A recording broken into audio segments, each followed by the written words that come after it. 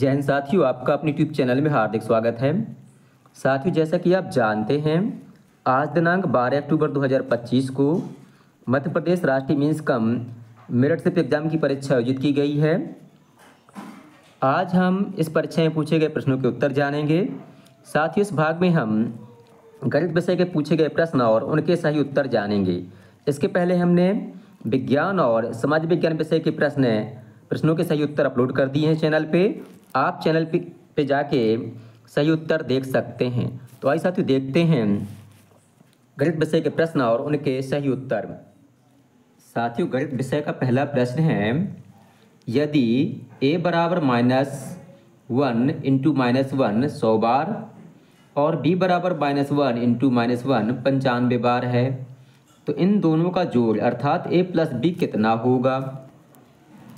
हमें करना क्या है कि a को जो है मतलब a बराबर लिखा है -1 100 बार गुणा करना है। तो -1 का जब 100 बार गुणा करेंगे तो आएगा 1, और -1 विषम बार है यहाँ सम बार, तो यहाँ आएगा -1। अब हमें दोनों को करना क्या है, जोड़ना है यहाँ। तो 1 आया और प्लस मतलब a का मान आएगा 1 और b का मान आएगा -1, तो प्लस माइनस माइनस हो जाएगा, तो -1 कितना हो जाएगा 0। तो इसका सही उत्तर होगा 71 नंबर प्रश्न का ऑप्शन सी 0।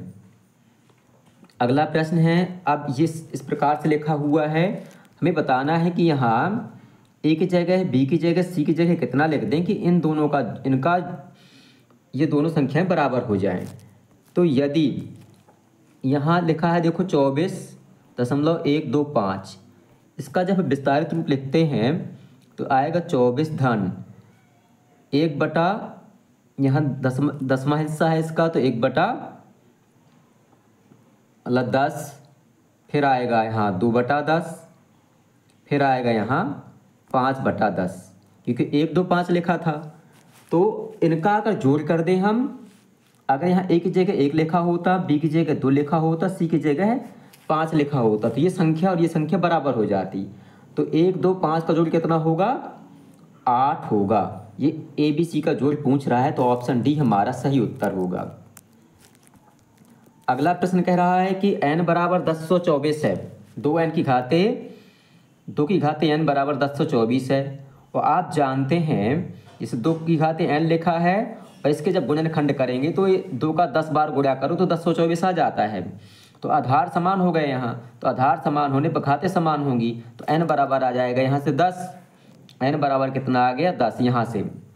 अब इस n का मान हम रखेंगे यहाँ, 2 की घाते जहाँ n लिखा है तो n की जगह 10 रखेंगे और 3 घटाएंगे, तो 2 की घाते कितना आ जाएगा 7, और 2 की घाते 7 का जब गुणा करेंगे, 2 का 7 बार गुणा, इस प्रकार से 2 का 7 बार गुणा करेंगे तो कितना आएगा, 2 दूना 4, दूना 8, दूनी 16, दूनी 32, दूनी 64 और 64 दूनी 128। ऑप्शन बी हमारा सही उत्तर होगा। अगला कह रहा है, रेणु तथा रवि की वर्तमान आयु का अनुपात 5:6 है। यदि रेणु और रवि की वर्तमान आयु का योग 44 है तो उनकी आयु का अंतर वर्ष में क्या होगा। तो मान लिए कि रेणु की आयु जो है 5x है और रवि की आयु 6x है। इनका जोड़ कितना है, वर्तमान आयु है, ये भी वर्तमान आयु है, वर्तमान आयु है 44, तो 5 और 6 कितना हुआ 11x बराबर हुआ 44, तो x बराबर हुआ 44/11, तो 11 चौक 44, यानी कि x बराबर आ गया 4 का मान। अब x का मान रखेंगे हम 5x में, तो 5 चौक 20 हो जाएगा, x का मान रखेंगे 6x में, तो 6 चौक 24, और इनका अंतर कितना हो जाएगा, 24 में 20 घटाएंगे तो कितना आएगा 4। तो ऑप्शन ए हमारा सही उत्तर हो जाएगा। अगला प्रश्न है, किसी व्यक्ति का वेतन 25% बढ़ाने पर 20,000 हो जाता है, तो उसका मूल वेतन क्या होगा।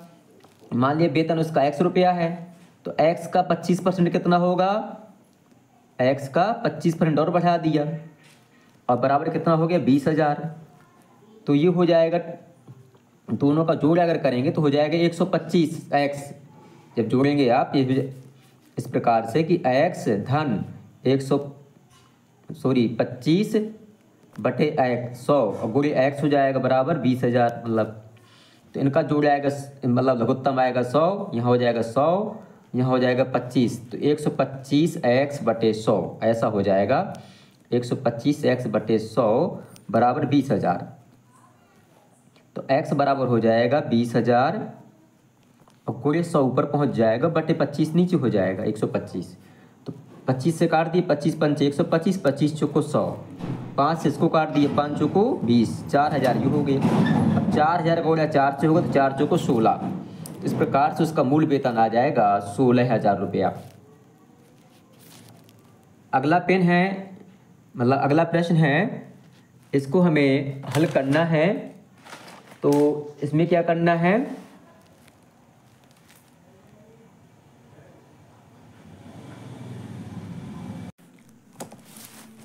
साथ ही प्रश्न में दिया गया है कि 15 पेन का जो क्रय मूल्य है 20 पेन के विक्रय मूल्य के बराबर है, तो हानि का परसेंट क्या होगा। तो आप जानते हैं कि कह रहा कि 15 पेन जितने का हम खरीदते हैं उतना 20 पेन बेचते हैं। तो मान लेते कि एक पेन का विक्रय मूल्य 1 रुपया है, तो 20 पेन का कितना हो जाएगा 20 रुपया। अब मान लेते कि 15 पेन का क्रय मूल्य कितना हो जाएगा 20 रुपये। तो एक पेन का क्रय मूल्य कितना हो गया, एक पेन का क्रय मूल्य मतलब खरीद मूल्य हो गया 20/15, काटेंगे तो आएगा 4/3 रुपये। 4/3 रुपये आ गया इसका क्या, कॉस्ट प्राइस आ गई, सेलिंग प्राइस आ गई किसकी, पेन की। ठीक है, 4/3 रुपये। और इसकी जो सेलिंग प्राइस थी हमने कितनी मानी थी, 1 रुपया की, माने एक पेन का विक्रय मूल्य 1 रुपया है। तो अब हमें हानि होती है चूंकि, तो घटाना है, तो हानि बराबर क्या होता है, cost price minus selling price, यानी कि हम 4/3 में 1 घटा देंगे, लघुत्तम 3 आएगा, तो 4 - 3 यानी कि 1/3 आ जाएगा। 1/3 आ गया क्या इसका हानि परसेंट, हानि। अब हानि परसेंट पता करते हैं, तो हानि परसेंट होता है हानि बटे क्रय मूल्य, और क्रय मूल्य कितना आया था 4/3 रुपये। अब गुणे 100, तो ये हो जाएगा 1/3, और ये 3 ऊपर पहुंच जाएगा, 3 से 3 कट जाएगा, गुणे 100 ही है, और 4 एकम 4, 4 25 100, यानी कि 25% इसका सही उत्तर हो जाएगा। अगला प्रश्न है, यदि समबाहु त्रिभुज का क्षेत्रफल 4√3 है, वर्ग सेंटीमीटर है, तो समबाहु त्रिभुज की प्रत्येक भुजा की लंबाई क्या होगी। तो जो समबाहु त्रिभुज होता है इसका क्षेत्रफल का सूत्र होता है, समबाहु त्रिभुज का क्षेत्रफल का सूत्र होता है √3/4 इंटू भुजा की घाते 2। और क्षेत्रफल कितना दिया है, यहाँ दिया है 4√3। अब ये भुजा की घाते 2 दिया है, तो हम इसको ले आएंगे साइड, तो जब इस साइड आएगा तो 4 पहुँच जाएगा ऊपर और √3 पहुँच जाएगा नीचे। √3 से √3 कट जाएगा, तो 4 चौको 16, और 16 बराबर हो जाएगा भुजा का स्क्वायर। स्क्वायर है, भुजा का स्क्वायर बराबर 16, तो भुजा बराबर हो जाएगा 4, यानी कि 16 का वर्गमूल आएगा 4। इस प्रकार से भुजा की लंबाई कितनी हो जाएगी 4 सेंटीमीटर। अगला प्रश्न है, इसमें यह कह रहा है कि कौन सी जो भिन्न है जो इनके बीच की है।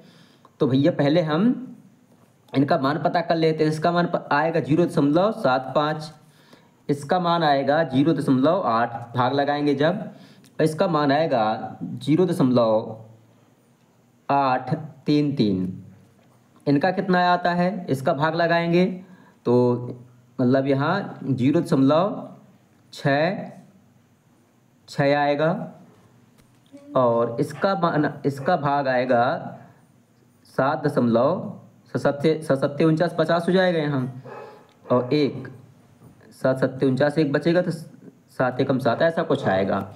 तो आप देख पा रहे हैं कि ये जो भिन्नें हैं सब इनसे कैसी हैं, बड़ी हैं। तो इस प्रकार से ऑप्शन डी हमारा सही उत्तर होगा, इनमें से कोई नहीं। अगला प्रश्न है, निम्न में से कौन सा विकल्प त्रिभुज की भुजाओं के माप को प्रदर्शित करता है। आप जानते हैं त्रिभुज कब बनता है, जब किन्हीं भी दो भुजाओं का जोड़ तीसरी भुजा के जोड़ से बड़ा होता है। जैसे 4 और 8 जोड़ें तो ये 20 से कम है, ये तो होगा नहीं।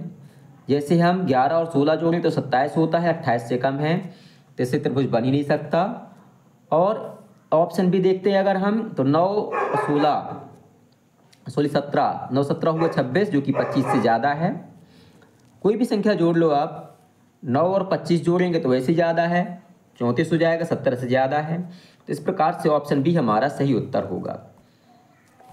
इसका घनमूल क्या होगा, तो हम विलोपन मेथड से इसका घनमूल देख सकते हैं। इसका जो है लास्ट का अंक 6 है तो इसका इकाई अंक 6 होगा। और 175 जो है ऐसी संख्या देखना हमें कि उसका घन 3 बार करें, मतलब घन करें तो 175 से कम रहे। तो 5 25 पंचे 125 होता 5 का घन, और 6 का हो जाता 216, ज़्यादा हो जाएगा तो 5 यहाँ लिख देंगे। इस प्रकार से इसका घनमूल कितना हो जाएगा, 56। अगला प्रश्न है -7 का योगात्मक प्रतिलोम क्या होगा। योगात्मक प्रतिलोम वह कहलाता है जिसको जोड़े संख्या में तो उसका मान 0 हो जाए। तो -7 को अगर +7 से जोड़ेंगे तो कितना आ जाएगा, 0। तो ऑप्शन सी हमारा सही उत्तर होगा। अगला ये दिया है, ये कह रहा है इनका माध्य 10 है। जैसे ये कह रहा है 7 धन 8 धन 9 धन 11 और धन x, कितनी संख्याएं हैं, 5। इनका माध्य कितना है, 10। इनको जोड़ लो कितना होता है, 8 7 15 7 3 24 और 24 और 11, 24 11 हुआ कितना, 35 हुआ।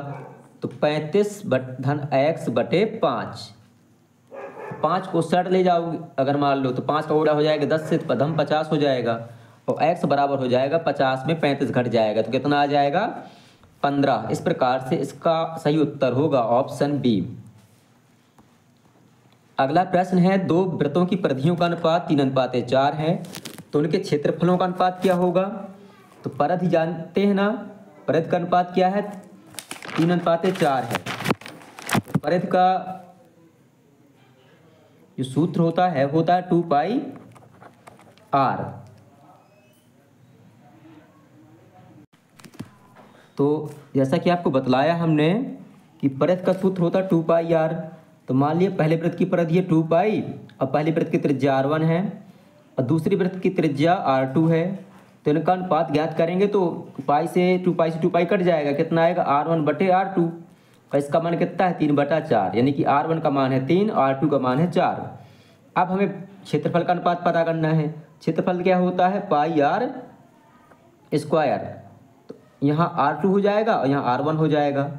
इनका अनुपात पता करना तो पाई से पाई कट जाएगा, ये क्या आएगा, r1/r2 का स्क्वायर। जब दोनों का स्क्वायर करेंगे तो 3 का स्क्वायर ऊपर हो जाएगा 9 और इसका हो जाएगा r2 का 16। तो 9:16 अर्थात ऑप्शन सी हमारा सही उत्तर होगा। अगला प्रश्न है,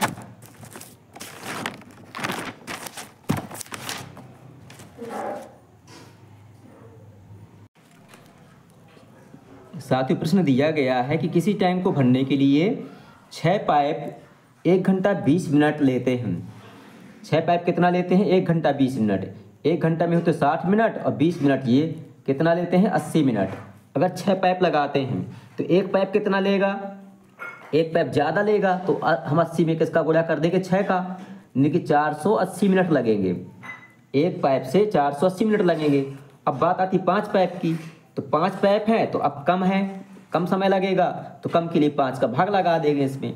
480 में आप जब भाग लगाएंगे 5 का तो कितना आएगा, 96। तो इसका सही उत्तर होगा ऑप्शन पहला 96 मिनट। इसका मानक रूप पता करना हमें। तो इसका मानक रूप में आप जानते हैं कि 1 अंक के बाद यहाँ दशमलव लगाना है, 4 के बाद।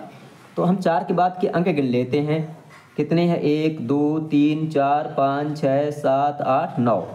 तो 4.05 इसको अब प्रोसेस होती है इसका 10 की घाते 9 आएगा। इसको आप देखना चाहें तो आप ऐसा इसको लिख सकते हैं, 405 गोड़े कितने जीरो हैं, यहाँ 7 जीरो हैं। आप देख पा रहे हैं 7 जीरो हैं। अब दशमलव हमें यहाँ लगाना है, जब दशमलव यहाँ लगाएंगे 4 के बाद तो 100 का गुणा हो जाएगा। और 7 जीरो पहले से हैं, ये 7 जीरो पहले से हैं तो 2 जीरो ये हो गए, 7 ये हो गए, तो 4.05 अब गोड़े 10 की घाते 9 हो जाएगा। तो ऑप्शन इसका डी नंबर सही उत्तर होगा। अगला प्रश्न कह रहा है कि एक वर्ग में किसके गुण होते हैं। तो जो वर्ग होता है उसमें जो है समांतर चतुर्भुज के गुण भी होते हैं कुछ, क्योंकि आमने सामने की भुजाएं समांतर भी होती हैं। समचतुर्भुज के गुण भी होते हैं, मतलब इसमें चारों भुजाएं समान लंबाई की होती हैं। और आयत के इसमें सभी गुण होते हैं। तो ऑप्शन डी इसका सही उत्तर होगा। अगला प्रश्न है, एक नियमित बहुभुज की भुजाओं की संख्या क्या होगी। यदि उसका प्रत्येक बाहरी कोण 45 अंश का हो तो आपको कुछ नहीं करना, 360 में 45 का भाग लगा देना है। इसका उत्तर 8 आएगा। ऑप्शन ए सही उत्तर होगा। अगला प्रश्न है, इनका जोड़ करना है हमें। ये दशमलव का जोड़ है, बहुत ही आसान क्वेश्चन है। तो ऐसे जोड़ना है 4.0 या 4.4, फिर 44.4 और 4.04 और फिर 444 यहाँ ऐसा 444। जब इनको आप जोड़ेंगे तो इसका उत्तर आएगा 500.84, अर्थात ऑप्शन ए सही उत्तर होगा। अगला प्रश्न कह रहा है कि -1 की घात 301, -1 की घात 302, -1 की घात 303, इसी प्रकार से 400 तक की संख्या लिखी गई है। ये तो इनका जोड़ कितना होगा? जोड़ का चिन्ह लगा हुआ हर जगह। तो आप देख पा रहे हैं कि 50 बार माइनस हो जाएगा, चूंकि विषम संख्या अगर ऊपर घात लगी होती है किसी एक पर तो उसका मान 1 आता है। 50 बार प्लस का माइनस का हो जाएगा। इसी प्रकार से मतलब 50 बार जो है -1 आएगा और 50 बार जो है +1 आएगा। इनको जोड़ेंगे तो 50 माइनस का हो जाएगा, 50 प्लस का हो जाएगा। तो इनका जोड़ कितना आएगा? 0, अर्थात ऑप्शन सी हमारा सही उत्तर होगा। अगला प्रश्न है, आयत में कुल कितनी सममित रेखाएं होती हैं? तो इसका सही उत्तर है ऑप्शन 2। आयत आप जानते हैं ऐसा होता है, तो इसमें 2 सममित रेखाएं होती हैं। सममित रेखा ये होती है कि जैसे इस तरफ का हिस्सा इसको पूरा ढक लेगा, इसी प्रकार से जब ऐसा खींचेंगे तो ये वाला हिस्सा पूरा नीचे वाले को ढक लेगा। और आप सोच रहे होंगे कि इसमें एक ऐसी सममित रेखा खींची जा सकती है विकर्ण के रूप में, तो इसको पूरा ढकेगा नहीं। आप चाहे करके इसको देख लीजिएगा। तो इस प्रकार से आयत में केवल 2 सममित रेखाएं होती हैं। तो साथ ही इस प्रकार से गणित विषय के ये 20 प्रश्न पूरे होते हैं। और आप हमें कमेंट कर बताएं कि आपको गणित विषय में कुल कितने अंक प्राप्त हुए हैं और इस परीक्षा में आपको कुल कितने अंक प्राप्त हुए हैं। आपको वीडियो पसंद आए तो वीडियो को लाइक करें, अपने साथियों के साथ शेयर करें और हमारे चैनल को सब्सक्राइब करना तो बिल्कुल भी ना भूलें, ताकि आगे आने वाला अपडेट आपको समय से मिल सके। बहुत बहुत धन्यवाद।